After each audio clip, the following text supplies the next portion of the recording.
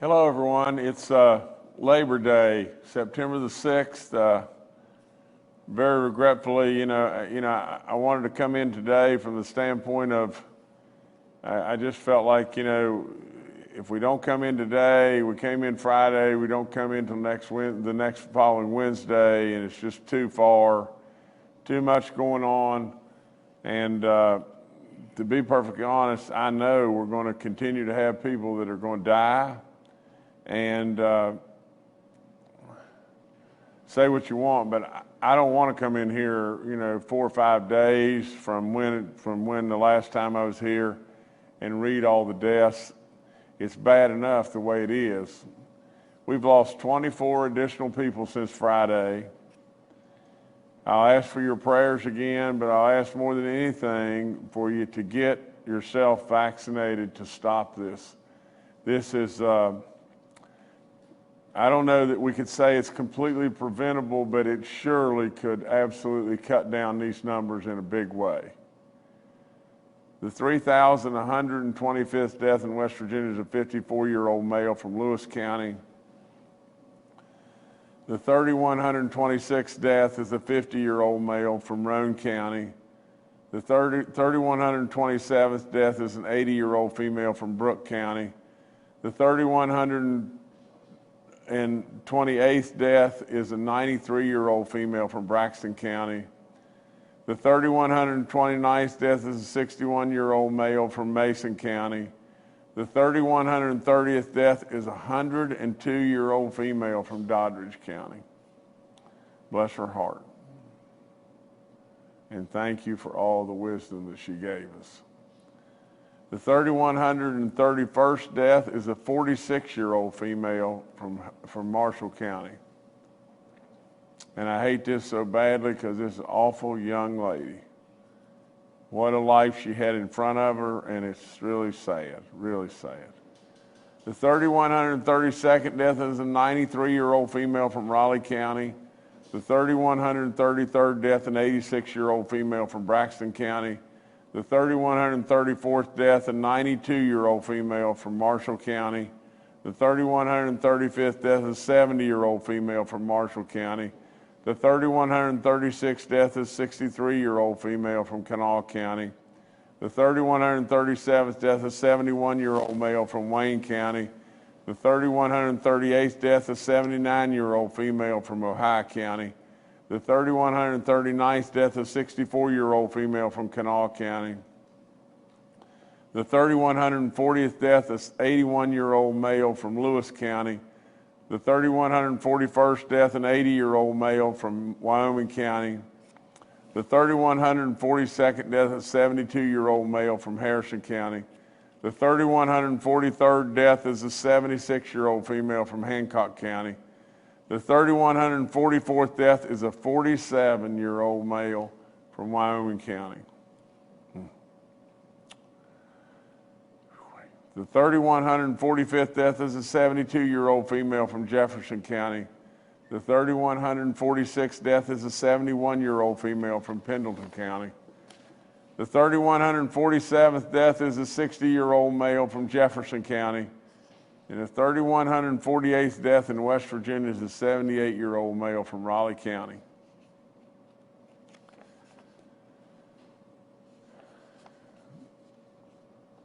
I don't know when in the world we're going to just completely, everyone realize, rights or no rights or whatever it may be, absolutely that you need to really get vaccinated. You need to give to your neighbors, and you need to absolutely extend that love. And I know you're loving, caring, great people. I get that. I know that. But we've got to some way realize that we've got to get vaccinated for all, not just for you, but for everybody. We've got to do this. We can stop a lot of this terrible, terrible, terrible carnage. With 1,316 new cases in the last 24 hours, our daily positivity rate is at 10.73. We continue to climb like crazy on this cumulative rate at 5.33. Get this right here. We have active cases in West Virginia right now of 21,500 active cases. How many of them are going to die? How many of them are going to die? Probably a bunch of them, to tell you the truth. We have 709 hospitalized patients in West Virginia, 216 in the ICU units, an all-time record high, again, 112 on ventilators. Our map, for all practical purposes, looks solid red now. There's a few counties, a couple that are gold and a few that are orange, but really and truly, we've got a really big time situation in West Virginia, as is all across this nation. We have currently 59 outbreaks in our schools in 26 counties. 19 schools are closed due to COVID. 30 counties have declared the mask mandate. I remind everybody over and over, if you're 65 and older, you really need to go get a test if you're having any symptoms at all. The antibodies would probably very well save your life. I want to recognize Labor Day right now. I really appreciate all my staff, coming in today so we could do our briefing. I just felt like that we needed to be here. But, let's just take time over this wonderful holiday to recognize just what has been in place since in the 19th century. We've recognized our labor. We've recognized the labor that has given us strength and built our nation. With all that being said, should we not now recognize the labor of all those that ran to the fire to protect us through all this terrible pandemic?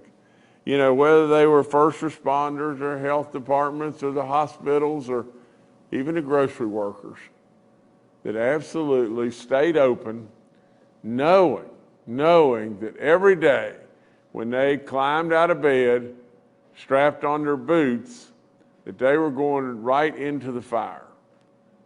Absolutely for all of us. So we pray that everybody will recognize and appreciate the significance of labor and what an incredible holiday this is. So God bless you all and thank you in every way, from Kathy, from myself, from all of us.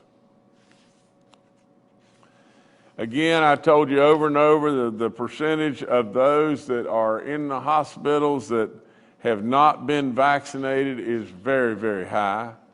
I encourage you to wear a face covering if you're in a crowd, especially if you're 65 and older and everything, but it can only do one thing, and that is protect you even better. From the standpoint of mandates, I think our local control on masking has been the best decision. We're letting people on the local level where they know it and they know it the very best make those decisions and make those decisions in a great way. From the standpoint of, and things that I surely don't understand is, many of us have advocated all along that we want the people to make decisions. We want the local levels to make more decisions and everything. That's what it should all be about. Charleston has a proven track record, of not being able to get it exactly right. Now, I'll promise you that from the standpoint of our health officials and everything, that the decisions that we've made for your benefit and everything, I'm very, very proud of. But at the same time, we want the locals to make as many decisions as we can see that they can make and make in a great way, and they're doing exactly that.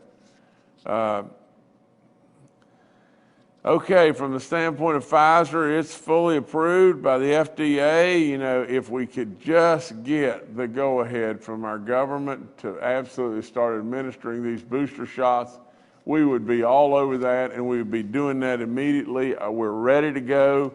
the general, his entire group, the health, agencies all across the state, so many different aspects of this, from pharmacy to right on down, and we're ready. We're ready, but we just can't get the go-ahead. We're continuing to try. We're going to continue to try, but, we just can't get them across the finish line.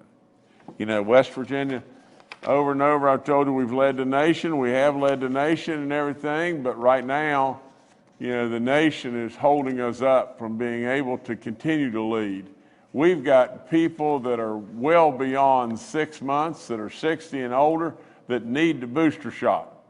And we can't give it to them because we're being held up by, the nation and on the federal level right now. We did our first round of Do It for Baby Dog. It's really Do It for Baby Dog round 2, but we did our first giveaways, last week and on Thursday, and they were really great. I go back to really, I love it when we're able to give scholarships to our kids, because we're really trying to motivate our kids to get them vaccinated, no question, but really and truly, it's a special, special day when we're able to give something to a child that is so impactful as a scholarship to get a college education. And oh, gracious, was it ever so in view at George Washington High School, but at Princeton Middle School, it was unbelievable. It was totally unbelievable. I salute the superintendent, the assistant superintendent, the principal, all those that made that happen over there for a family that was probably having a tough way to go. Absolutely, it was just plain great. It was a reflection of what West Virginians are all about, and about a people that give and a people that love, and it was really, really, really good. So we're going to continue that. We'll be out next Thursday again, or this coming Thursday, and if you haven't registered, you're missing out on something, but more than anything, we got to get you vaccinated. The vaccine eligibility is 12 and above. The natural immunities are great and everything, and I guess it's a very controversial topic right now, but really and truly from the medical community, I'm told over and over that they're not good enough. You need to get vaccinated. Our young people, especially those from 12 to probably 25, we've got to get a way higher percentage of you vaccinated than you are right now. All of our COVID information's up on our website. I remind you over and over about getting tested, and I thank Frith and I thank Walgreens for all their great work. We have 58 outbreaks in our long-term care facilities, 4 outbreaks in our church communities. That's Barber, Doddridge, Monroe, and Wayne counties. We have 88 inmates now that are stricken with COVID, and 57 staff members. Over and over, I tell you about giving blood. We've got a thing going on for our grand families to where, as they get their kids, the kids that they have, vaccinated and everything, they're going to receive a $150 school voucher, and registration will begin tomorrow for this, September the 7th. So grand families, come on, get the kids that are with you vaccinated, and please, please, please register to where we can start getting you that $150, because we want to do that really bad, because that's just going to make things a little bit easier for the kids and a little bit easier for you. But more than anything, we thank you. We thank you for being something really special. 19,000 kids in this state, grand families taking care of them. So from the standpoint of those grandparents stepping up, thank you so much in every way. Last thing I've got is got to do something really special. I'd promised these people that I'd come.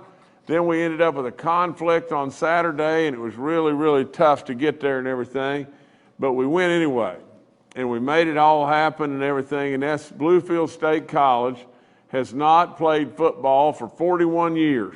And Bluefield State College is a success story beyond belief.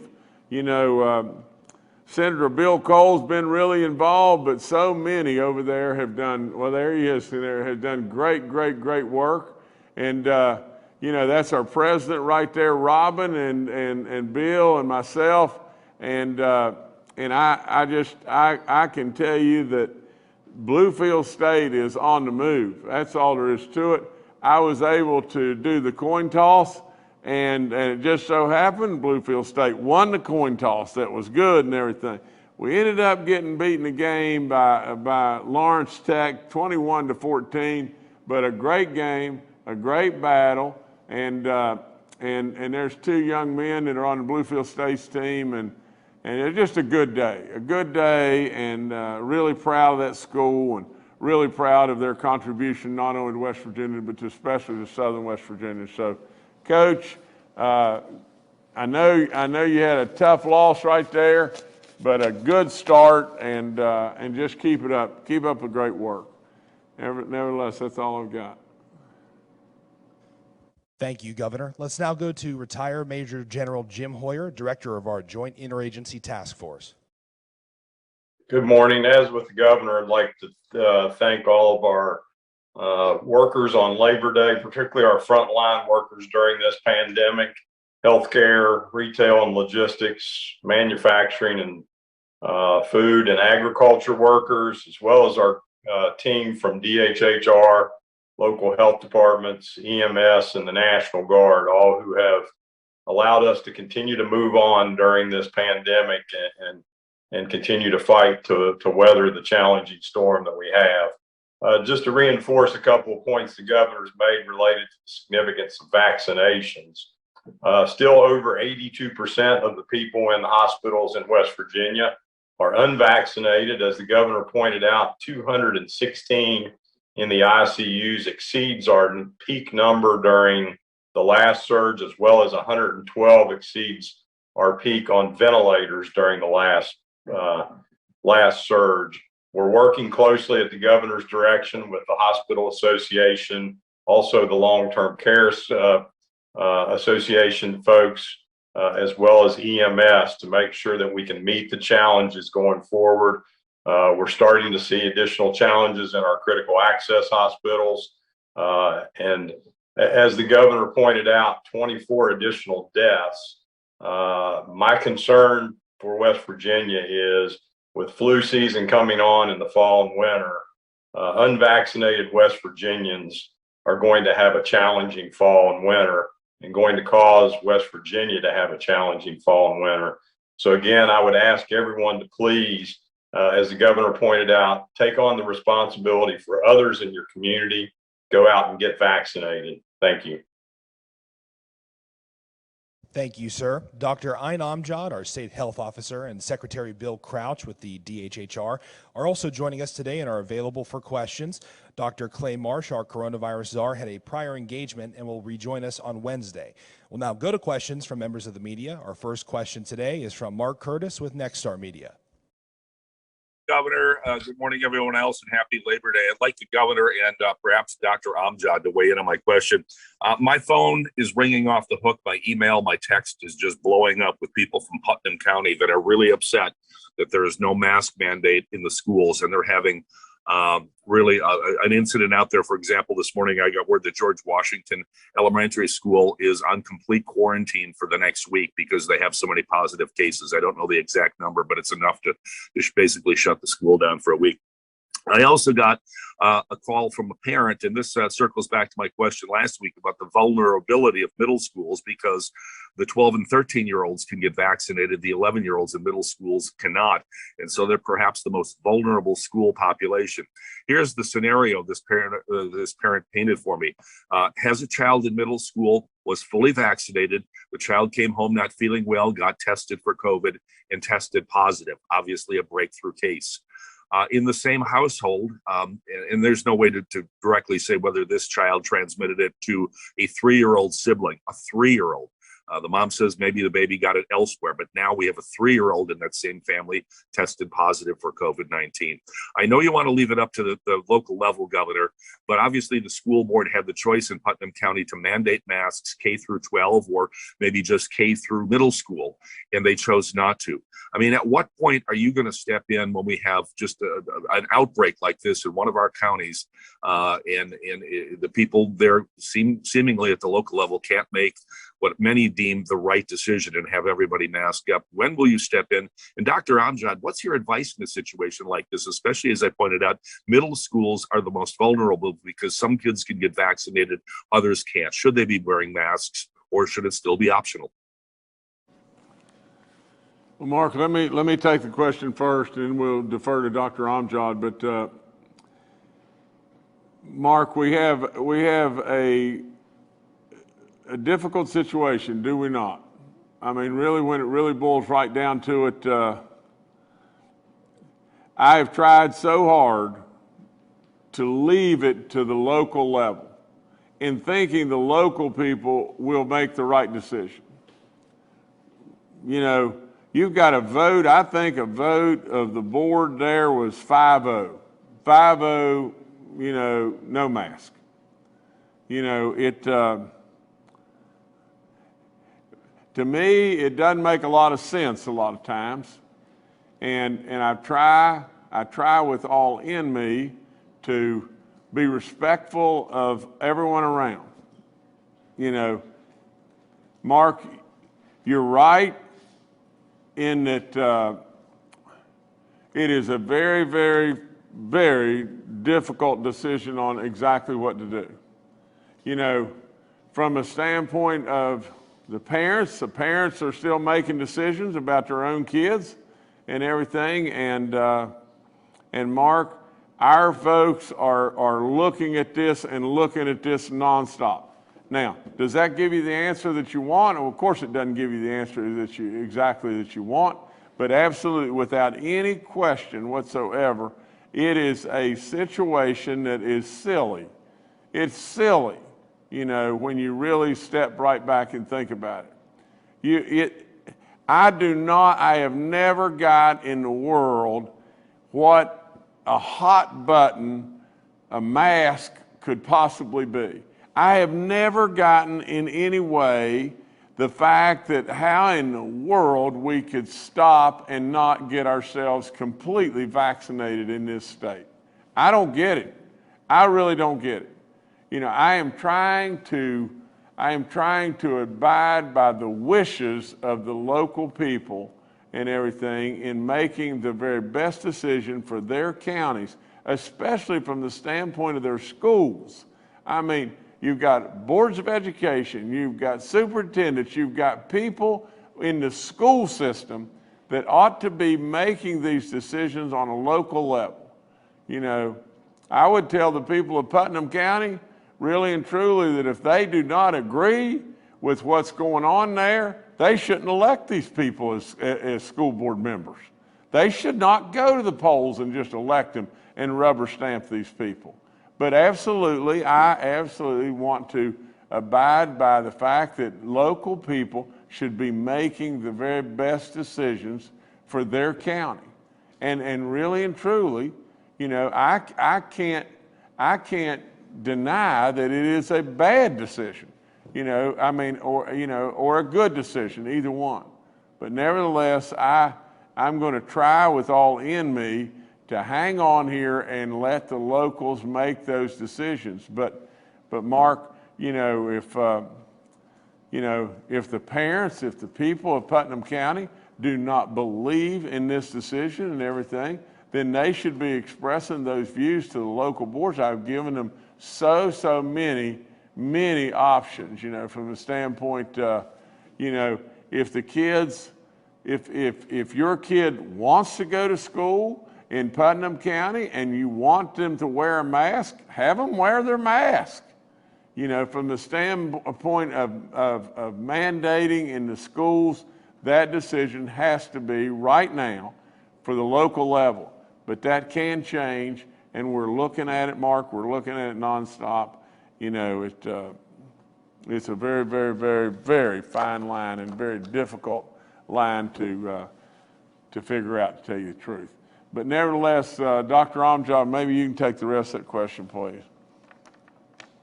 Yes, Governor. And Mark, I mean, that it goes along with what the governor is saying. You know, we do believe children should be wearing masks indoors. You know, adults are wearing masks indoors right now at this time. We also believe that everyone should get vaccinated in West Virginia if you're of age. But going along with those lines too, you know, it is a decision at the local level and also at a parent level too. So everything that the governor just said, you know, we can't disagree with that. But children at that age indoors should be wearing masks. We left it to the local school decision. We also left testing to the local decision as well. So, you know, all these things are mitigation efforts that are layered approaches. We have vaccines that are out there. People are still not getting vaccinated. So these are things that we've left to people to decide. But, you know, for your basic question, yes, people should be wearing masks indoors, and people are still not doing it or they're not getting vaccinated. So those are people's choices right now. Thanks. Thank you, Mark. Next, we'll go to Paul Mullen with WCBC. Good morning, Governor. Good morning, panel and fellow journalists, and happy Labor Day.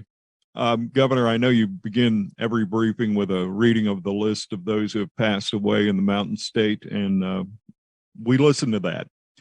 But there's another level of COVID-19 that I don't think has gotten enough attention, and that is the people that get sick and then have to recover.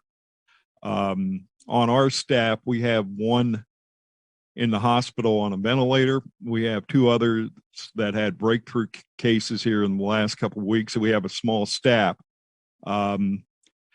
If you get sick enough to be hospitalized by COVID-19, I don't think it's when you get out of the hospital, you're done recovering.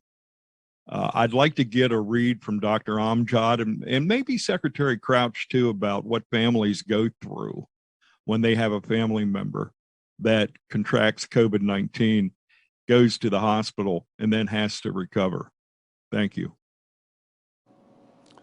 Well, Paul, I'll pass to them in just a second, but I can't be more vivid. I'll promise you what the people go through and the families go through is absolute hell. That's all there is to it. I don't know how in the world and what on this earth we are continuing to do to continue to plead with people to get vaccinated.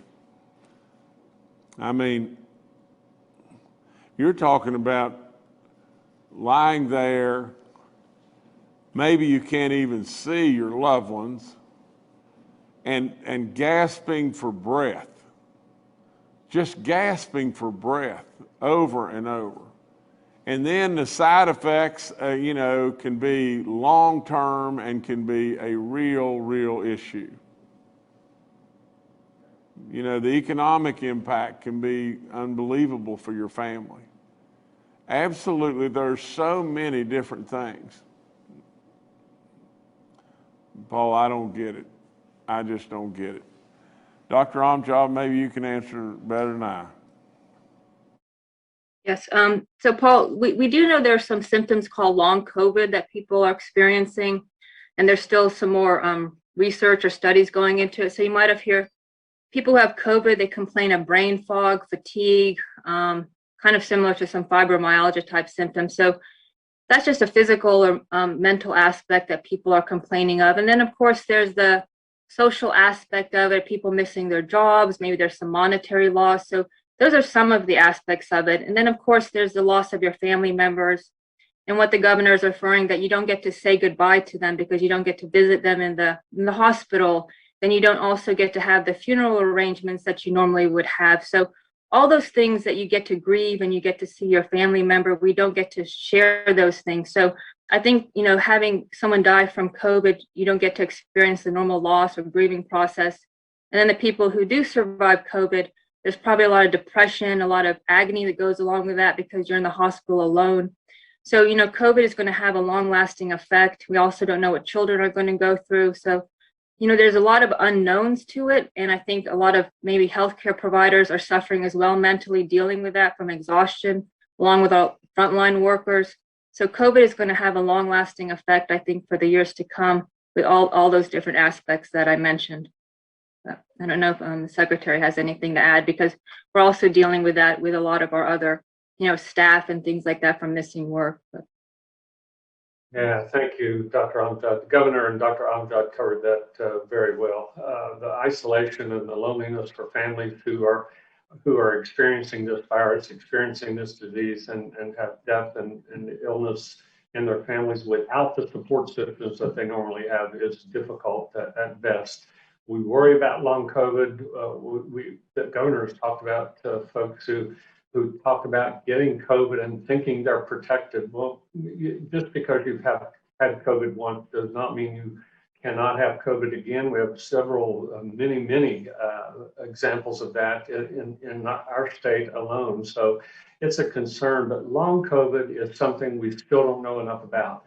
We haven't studied it enough yet. And the real concern, one of the real concerns I have is long COVID in children, the potential for children who end up with this virus being sick. And even if it's a mild case, there's some indication that there are symptoms down the road and causes down the road of illness, other illnesses that are related. So we don't know enough about this right now, but we're concerned. But Paul, it was a great question. Thank you for that. Thank you, Paul. Next, we'll go to Charles Young with WV News. Hi, this is Charles Young with WV News. So I have a couple of questions for General Hoyer. Last week, sir, you mentioned that some of our hospitals and some of the places in our healthcare network had expressed concerns about supply shortages in other states, particularly shortages of oxygen. Are we starting to see those impacts, or could you give us an update on that? And then today you mentioned that we were starting to see additional challenges at some of our critical access hospitals. Could you elaborate on what those challenges are? Thank you. General, please. Yes, sir, Governor. So Charles, yes, as pointed out just a few minutes ago, 216 in ICU. That's our highest number, higher than the last surge. 112 on ventilators. As you may have seen in press accounts this weekend, particularly in the southern part of the state, I know Raleigh General, ARH, Princeton, all had put out press releases, referenced their concerns about approaching capacity. So we continue to see that.